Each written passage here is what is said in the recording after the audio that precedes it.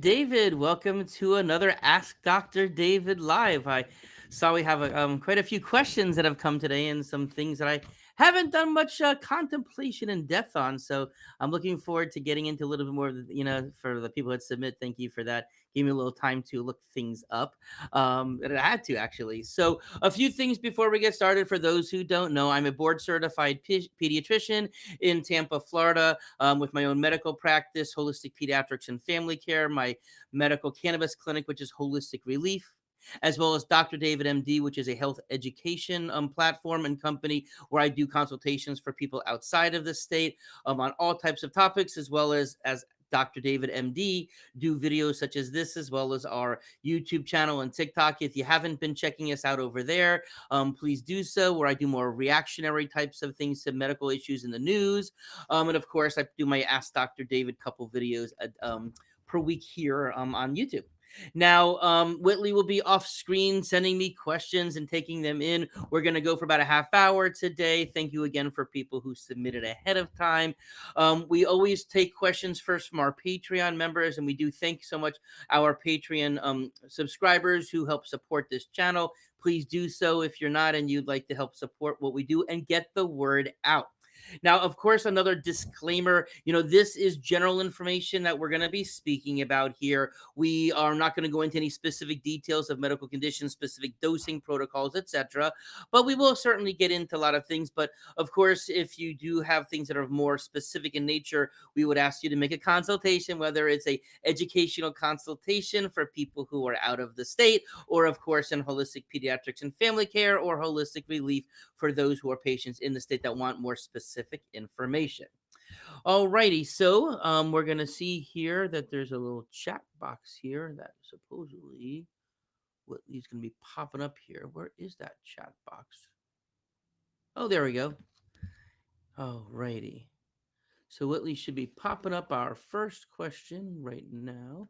Okay, here we go. Oh, yes. So something that is in the news. How concerned should we be about the malaria that has been identified in Florida? And how can we test for it? And can it be treated? Okay.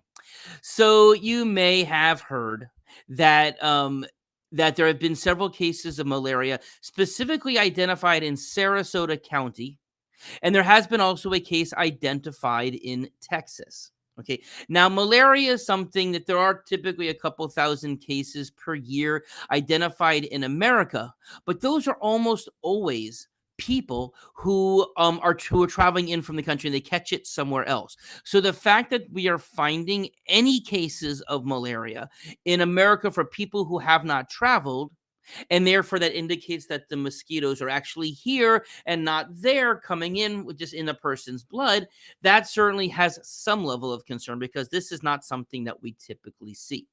Now, there's so relative to mosquitoes themselves, that's where it's passed along. It's caught from a mosquito bite. And we know that there are ways that people can prevent or decrease the chance of catching malaria by avoiding bug bites in the first place. Okay. Now, mosquitoes are most commonly coming out in the earlier like dusk to dawn types of situations, much more found in humid environments. So of course that's why Florida, tropical medicine, etc., can be where you're most likely found. You don't typically see it up in the colder climates of the country or the world for that matter. Now, of course, there are ways that we can prevent mosquito bites. Mosquitoes tend to gather, grow, breed in sitting water. Okay. And so, therefore, if you do have an issue in your house, you may want to, if you have any potted plants, if you know that they're sitting in water, that could be just a breeding source for it, under sinks, more humid environments. So, if there are any areas that have sitting water in your house or around your house, especially if you're keeping doors open, that is a primary thing. So avoiding the types of spaces that mosquitoes can grow in, that's the first thing.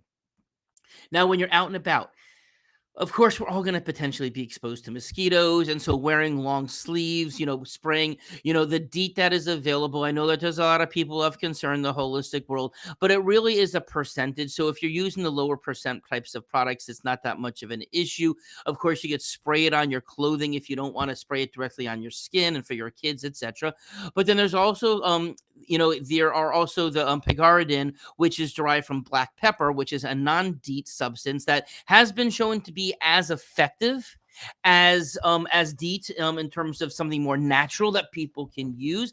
I have seen other essential oils, citronellas, eucalyptus oils, etc. They just haven't in studies really been proven to be reliable as the first two. So of course, avoiding a mosquito is important. Now, as far as malaria goes, how concerned we need to be, I don't think we need to be overly concerned right now. Now, if we hear of these growing and spreading and more people being found in Florida or elsewhere for that matter in the next few weeks, then I do think we need to take this a lot more seriously. But I don't think that we need to be changing our entire vacation plans or anything else based upon 4 cases. Okay. Now, malaria itself can cause people to get very sick. Okay. And that's why understanding that, there's not a particular rash like you'll see with Lyme disease or some of the other, bug-borne illnesses. Those are tick, obviously. But, you can start to see some general flu-like stuff, fever, aches, malaise, yucky, fatigue, that types of things. And then it just kind of progresses and progresses from there. Okay. Now, the issue is identification. Okay, because you may have seen that the state of Florida did put out a formal warning. The Department of Health did put out a formal warning for doctors and people around the state to be aware of this.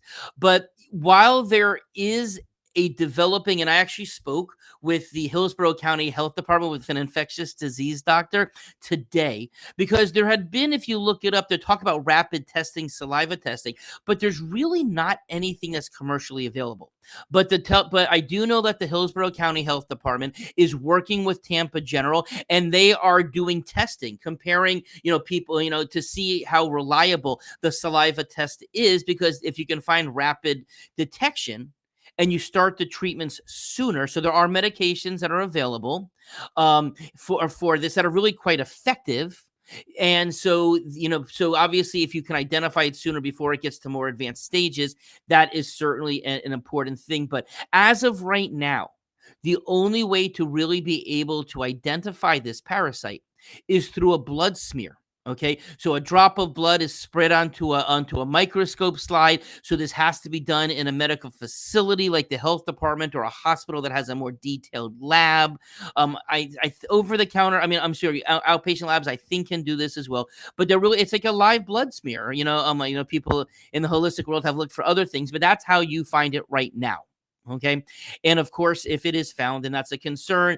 And of course, since this is done in a lab, such as, again, a state lab, etc., it's going to be reportable. So it's going to be known. But of course, we would want that because we really need to know whether or not this is something that is spreading.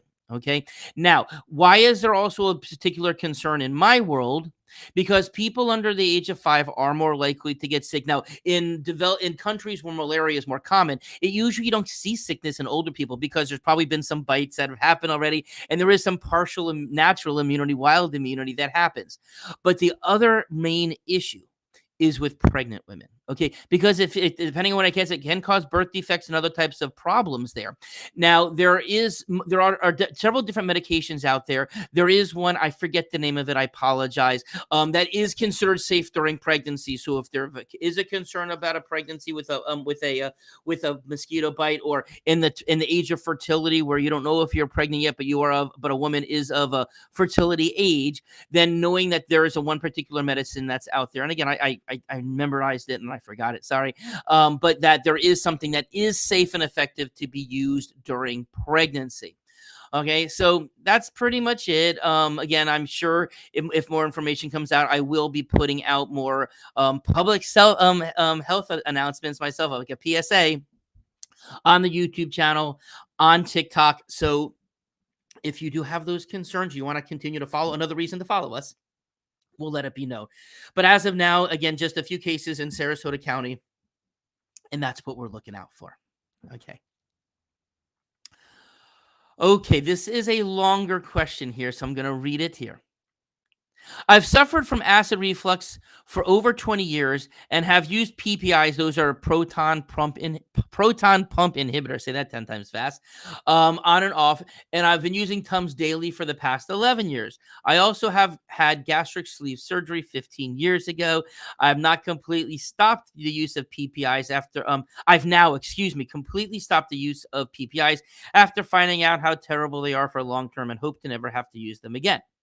I have found a supplement, high potency D-limonene or limonene, excuse me, with amazing results being noted on Amazon reviews, but I've shown it to my PCP and GI doctor and they've never heard of it and can give no opinion on it. Can you tell me if it could be helpful? If not, do you have any other suggestions? Okay. So first of all, as you know, acid reflux can be really you know troubling to people, makes them feel uncomfortable, heartburn, etc. Long enough periods of time, the acid can cause erosion of the lining of the stomach as well as the esophagus. That can actually over time lead to some cellular changes where you have to be a little bit worried, things like Barrett's esophagitis, moving into potential atypical cells being formed. So it's not good to constantly have this acid damage being done to the lining. Okay. And of course, if you're uncomfortable, you don't want to be uncomfortable. Okay. And yes, not just PPIs, the proton pump inhibitors, but the H2 blockers like Pepsid and Tagamet, etc. You know, people are living on these things. But if you look at the package inserts, if you look at any of the research, there's really no evidence that it's safe to be using past 12 weeks. And yet I see gastrointestinal doctors very often just keeping people on this and not looking for any root cause issues, etc.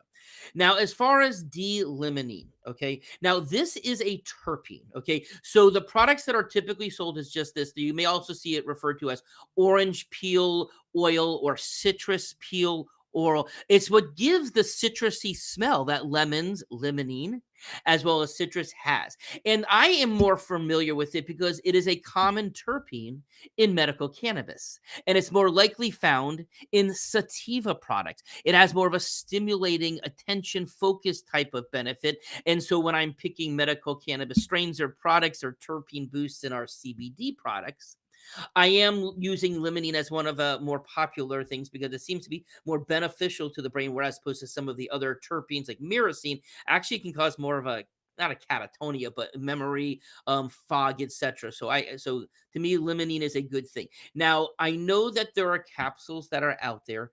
I've seen up to like 1,000 milligrams. There is no medical research that I was able to find that shows that this is effective for GI issues. I've also seen it discussed as cancer prevention, and there's no evidence that that is actually true either.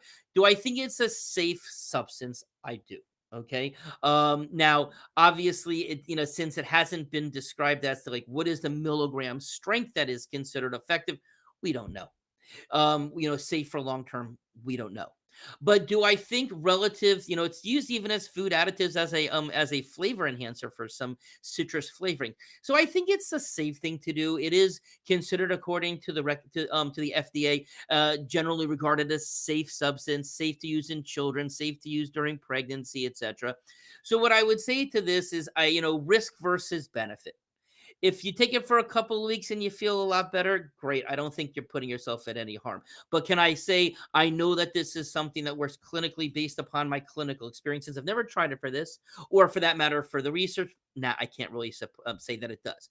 Now, in terms of some other options that are out there, okay, I am a big fan of a form of licorice root called DGL.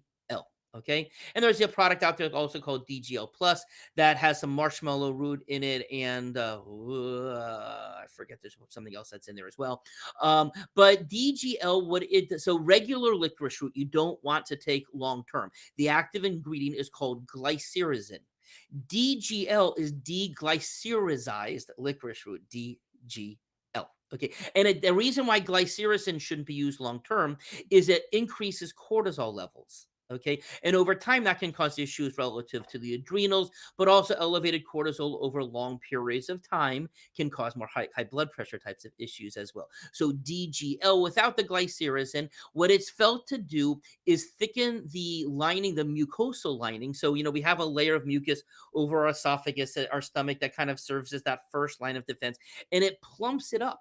Okay. And it can serve as that protective barrier to allow the intestines to also heal. But it does also seem to help reflux issues.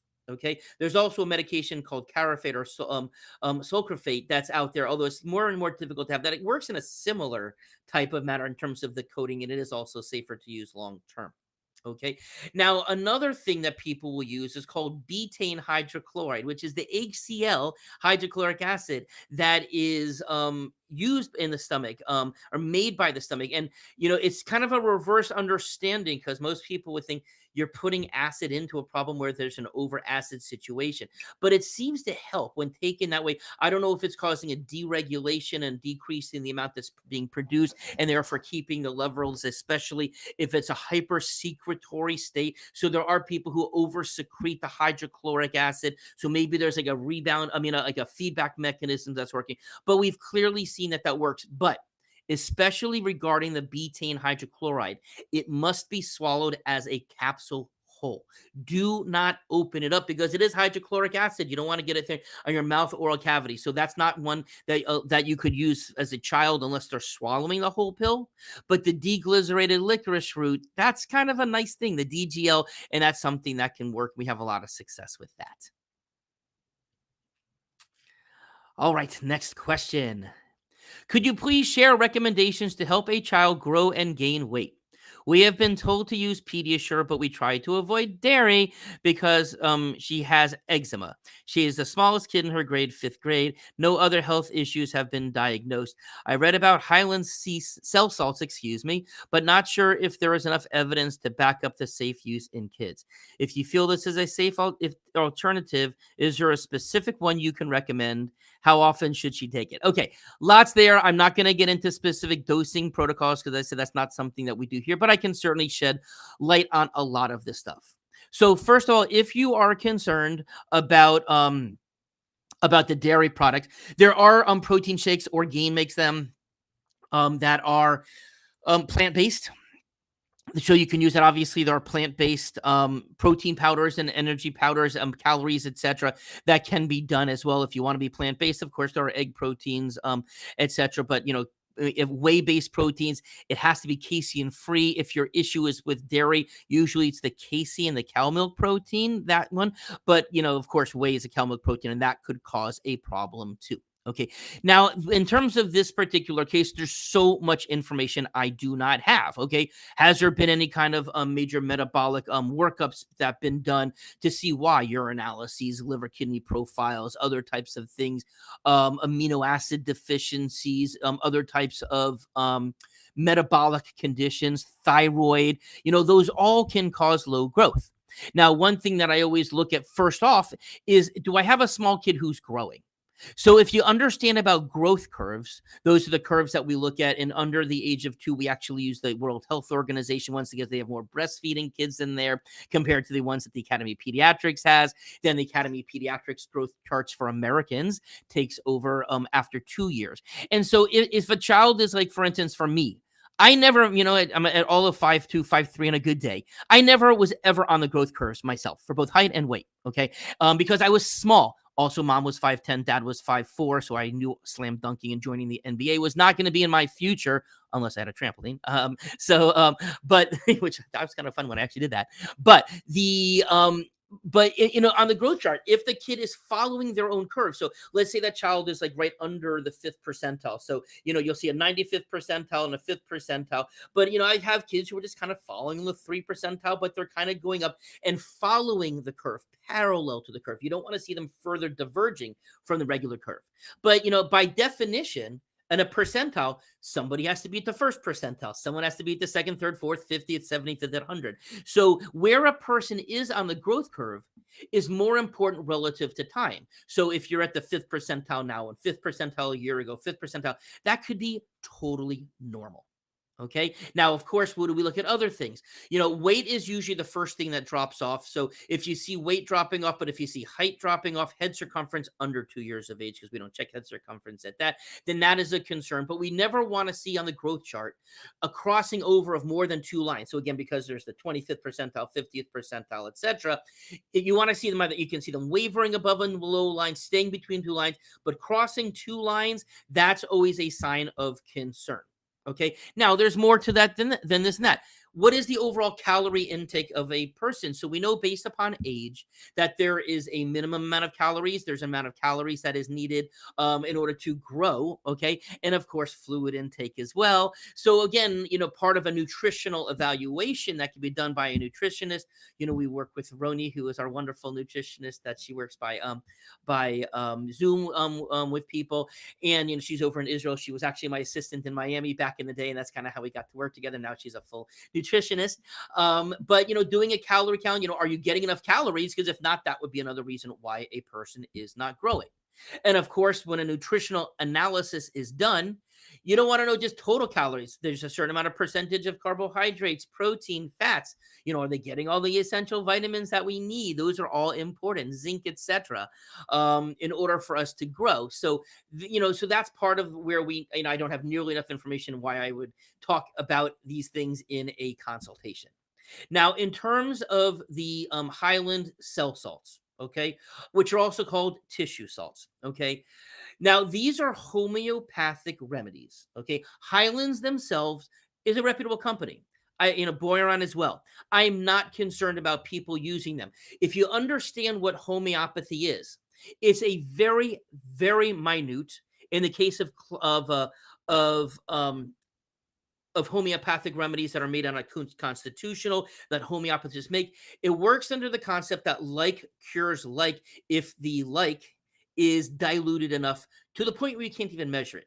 So this is why something that is not considered accepted in traditional allopathic medicine, because if a homeopath will say that this is an energetic representation of the substance at the small enough levels. Now, I have seen homeopathic remedies work. I have seen very talented homeopathists. When it comes to the cell salts, Boiron makes, I think there's 12 or 15 different cell salts. None of it's been scientifically validated. For each of them, you'll see that there'll be a description of what it's for. I haven't found anything that actually indicates that it helps for human growth. Okay.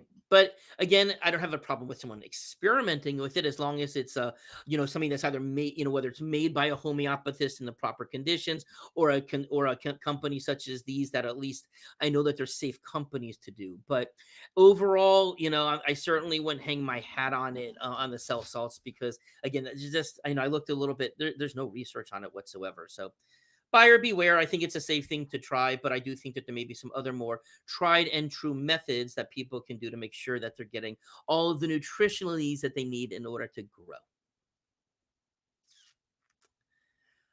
All right.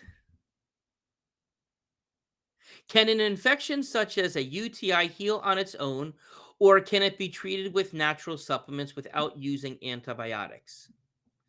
Okay, and actually, this is a few part question, so I'm going to go through each of them. So I have not found success that natural supplements can work for UTI very well. There are certain ones that do have antibacterial properties, like Golden Seal, but the issue in Uber Ursi. But the question that we don't know is how much do you need to swallow to get it into the bloodstream, to then be filtered through the kidneys, to get into the kidneys and through the ureters into the bladder to get there in the first place. So we don't know what the proper dose is. I haven't had a lot of success, and I know people, and probably the most studied herb is cranberry. Now, cranberry works specifically so on E. coli, which is the most common bacteria seen in UTI. They have these like micro feet almost, and they lodge into the wall of the bladder, and that's how they stick, and then they proliferate, they grow. The active ingredient in cranberry, it blocks, it kind of like is a blocker of those feet so that it can't stick to the bladder wall and therefore prevents a UTI. Okay, and it does seem to be rather effective in that. But my understanding is once it's stuck, it's not really able to like dislodge it in order for it to do that. And again, it's not really killing it as much as just stopping that prevention. Okay, so typically in my practice, now I do recommend checking a urinary a urinalysis. There are specific things that you can find that will be in a UTI. Things like white blood cells, bacteria, leukocyte esterase is you sometimes can see blood in the urine, etc. So there are definitely specific things that you can see in a urinalysis right away to suggest that there's a UTI. And of course, the classic is to then culture it. Typically within a first day, you'll get a list of what bacteria it is and how much. So depending on how a specimen is collected, so if it's a sterile collection is done by catheter, or in a newborn, a suprapubic, where you stick a needle actually through the lower abdomen above the pubic bone, and you collect it. And so in those situations, small amounts of bacteria would be considered positive. When a person pees into a cup, of course, we say do a midstream clean catch. So we have them wipe the area first with a sanitizer, and then start peeing and try to catch the middle part. But there actually, in those situations, has to be much more bacteria present for you to call it positive. But the advantage, if they can find it in the urine, they then do what's called a sensitivity panel, which tells you which antibiotics killed it off in the lab and which don't. So at least you're not hopping over, and you can pick the weakest one because, physician will know, nurse practitioner, etc., healthcare provider will know that this is a weaker antibiotic. And of course, you always want to pick the weakest antibiotic that you can that will still accomplish the job. Okay, so from that perspective, that it's I tend to more use but I want some evidence of it. There could be viral UTIs or viral cystitises as well. So, certainly if a woman has, and more commonly in a woman, that's where you're more likely to find it. And they've had a history of UTIs before, and they know it's there, and you're starting to get a fever. Fever is more concerning with the UTI because that may indicate that it's going up into the kidneys. Bladder infections are more simple. Kidney infections are certainly more severe, called pyelonephritis. They can develop abscesses. They can damage the kidneys itself and then wipe off the filtration benefits of the kidneys. So you got to be careful with that. Now, in terms of probiotics, I do give probiotics while on the antibiotic. If a person's taking an antibiotic, I'll typically double up what they're taking. But 50 to 100 billion, you don't want to cut yourself short with it. Something very important.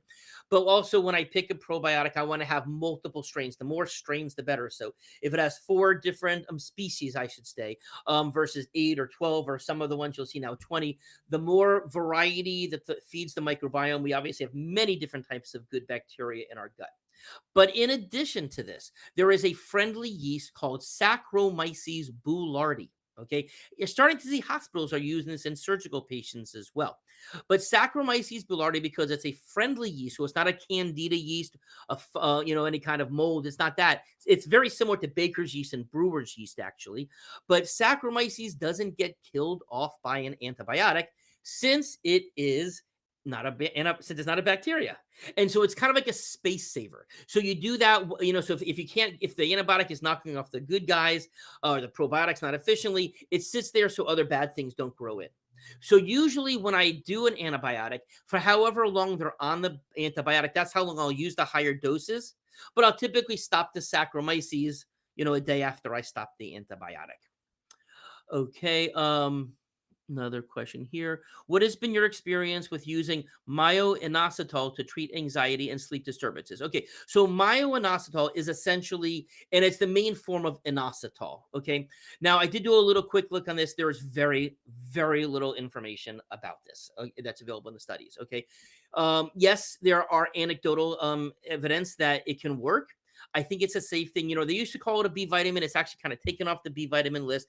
But I do think it's the type of thing that's generally safe, that if a person wants to use standardized dosings of it, to see if it does help with anxiety or sleep, I think it's fine to try it for a couple of weeks. I certainly, as with most things, would move on if it doesn't.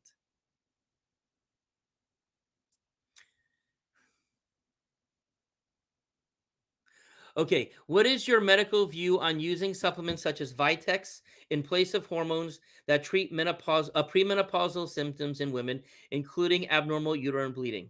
Okay, this is where I get to say I'm a pediatrician. Okay, I have not in my career focused on perihormonal menopausal. I meant to say menopausal. That's just not my area of expertise. Here at Holistic Pediatrics and Family Care, I do have several family medicine, medical providers that work under me who are experienced in that. So, certainly there are medical providers that are out there that are very well versed with that. So I'd actually have to say, you know, I'm one who doesn't, I'm willing to say I don't know something, and I've said long ago, that besides "I love you," I believe "I don't know" are the three most powerful words in the English language, because it's okay to admit you don't know something, but you try and learn as you go forward. So, yeah, I would say talk to somebody who has more information about that.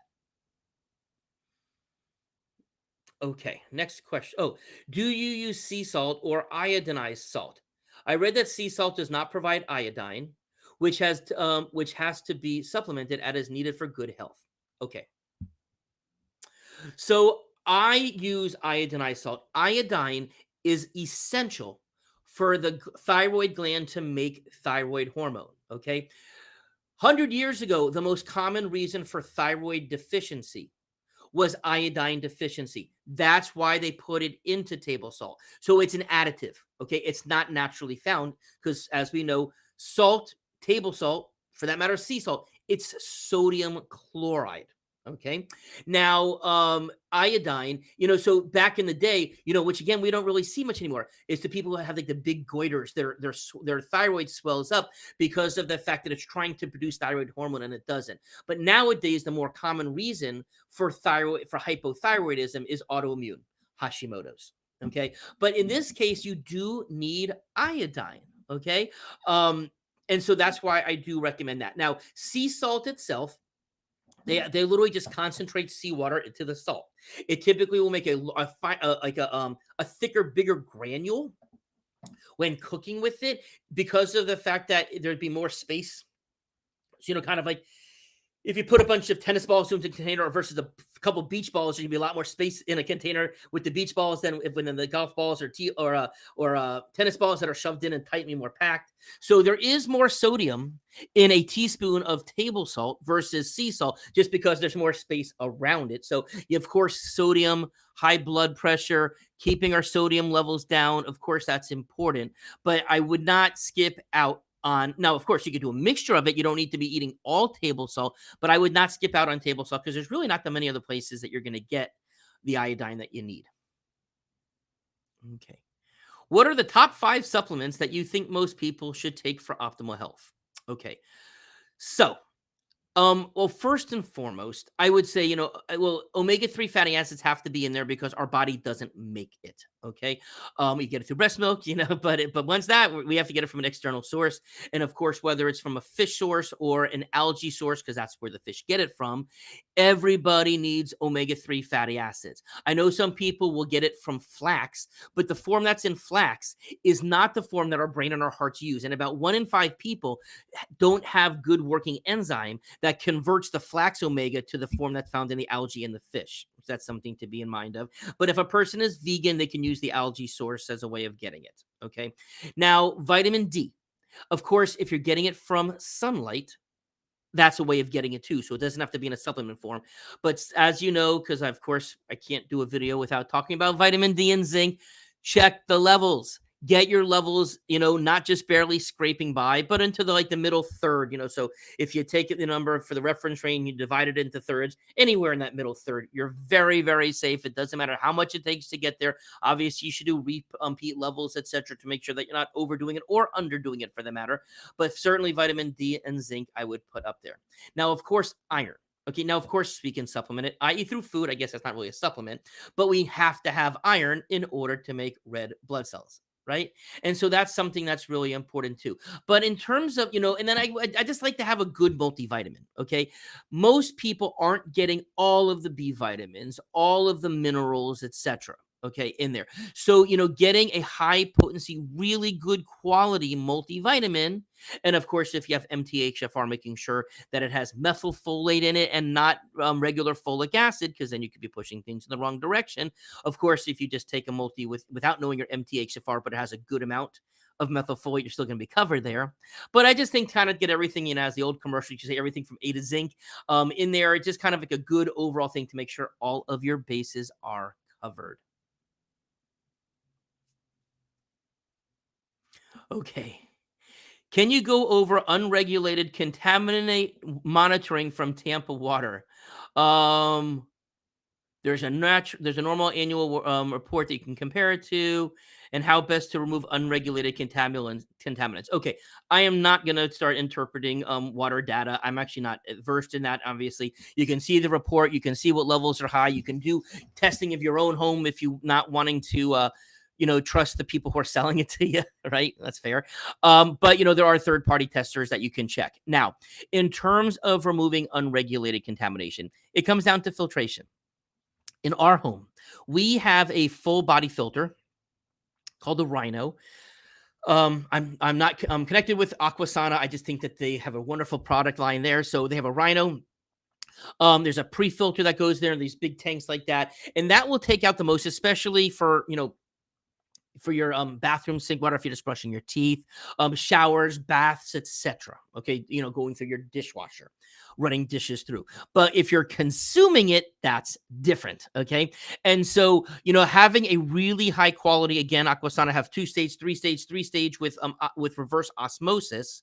But so the thing about reverse osmosis, no doubt, it is the cleanest water besides distilled. Okay. But the thing about it also, it's removing all of the minerals. Okay. So some people, like, when you see spring water or, some of the waters too that have some micro minerals in it, it has to do with the taste also. You're going to get minerals through your food if you're eating a healthy diet, for that matter. The minerals that are in a multivitamin, but you want to make sure that the more filtration. So again, obviously, if a person's using well water, there are additional filtrations that people can do for that. But filtering out the chlorine, that's something. So one of the ways you can also know if a filter is good is if you use a pool chlorine strip that tests up your pool for it, and you run it over the water. If it lights up a little bit, there's chlorine in it. If it's completely white, you're getting chlorine-free water. Now, fluoride is a bit different, though. Some people don't want fluoride in their water. Other people are okay with it, but there are special filters, so not all of them, even if they remove a lot of the other contaminants, will necessarily remove fluoride. So if you want it to be fluoride, to be removing fluoride, you need to make sure that the product does that. Okay. Do we have anything else, Whit? Any remedies for chronic fatigue? Okay. So chronic fatigue is a symptom, and we must look for the root cause. Okay, so all of the stuff that I always talked about on our channel, be it checking the intestinal microbiome, make sure the levels of the good guys, that there's no candida or other issues there, thyroid, minerals, liver function, kidney function. We know that there are viruses. Epstein-Barr virus being the classic one, but long COVID is really another chronic fatigue type of syndrome as well. So again, making sure that the methylation pathways, MTHFR, and the other things are going. But for chronic fatigue, caffeine, but obviously that's not getting to the root cause of things. So you really have to do a good functional medicine, biomedical, same term, workup in order to get to the root cause of it. Last question. What could cause persistent B12 and ferritin levels? Now, it doesn't say persistent high or low. So I don't know do you have anything more than that, Whit? Because obviously, okay, because I don't know. So obviously, so ferritin levels. I guess let's talk about it. Yeah, no further information about that, but I can talk a little bit in general. So obviously, if we're talking about low levels of B12. How much is a person taking, but also how does some people don't absorb it. In fact, on the nutritional genomic test that we run that also has the MTHFR, one of the things is there's a marker there that can tell you how do you absorb B12. Some people cannot absorb it well. There's also intrinsic factor, which can affect the absorption as well. That's why some people need to do it injected. Okay. And that usually an injected B12 will get the level up. If you're talking about a high level, I would have to know what people are eating, and are they taking any supplements? I'd kind of have to look from that perspective. Ferritin. Now, ferritin is the protein that stores iron. It's not iron itself. And your body makes more or less of it to regulate the storage of it. So typically, if a person has low iron, their body will make more ferritin basically to grab onto it as much as it can. Okay. So, I'm sorry. I said that completely wrong. If there's low iron in the body, since it's a storage protein, it'll actually lower the ferritin because it's like, I don't need the closet space if I have nothing to store. Where usually high ferritin is seen when people have a lot of iron, sometimes too much. But Ferritin itself can also be a marker of inflammation. So it might not be elevated because of iron. There could be something else going on in the body. So that's something to know about. Now, I have also seen people, even when they take very robust levels of, supplements of iron or eat in the food, that their ferritin levels just they don't jump that much. Okay. And in that situation, I suspect that there's probably something genetic that some people just aren't making it very well. But we shouldn't just look at ferritin. Okay. The reason why I do a total iron level, iron binding capacity, etc., as well as a hemoglobin, is all of that goes in to understanding how a person's iron is. Within a CBC blood count, besides the hemoglobin, there are markers called MCV, MCH, MCHC. And if they're low, also that's a sign of low iron. Actually, if they're high, that can be a sign of B12 or folate deficiency. But sort of those things. So again, without knowing much more about it, but there is a lot that can be done to further investigate. All right. Well, thank you so much again. If you are not a member, if you want to join us on Patreon, get your questions in first, because we always take us first, or just to support us, please do. Again, if you're not subscribed and checking us out on Ask Dr. David, it's at Dr. David MD. That's my handle on YouTube. Paging Dr. David MD is my handle on other social media. So check us out. Share the word. Of course, we're trying to get the word out as much as possible so that more people, we can be found in algorithms and more people can learn about the stuff that you and I are learning about. Have a great day.